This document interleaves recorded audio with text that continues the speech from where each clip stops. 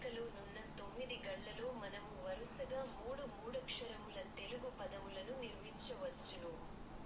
కాగా ఆ 3 పదముల చివరి 2 అక్షరములను మాత్రమే పట్టికలో ఇచ్చి మొదటి అక్షరమును ఖాళీగా ఉంచుట జరిగినది.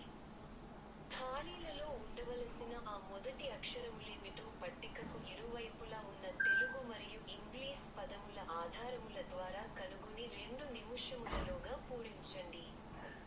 ఒకవేళ 2 నిముషములలోగా మీరు పూరించలేని ఎడల అటుపై మేము పూరించి సమస్యను పరిష్కరించగలము.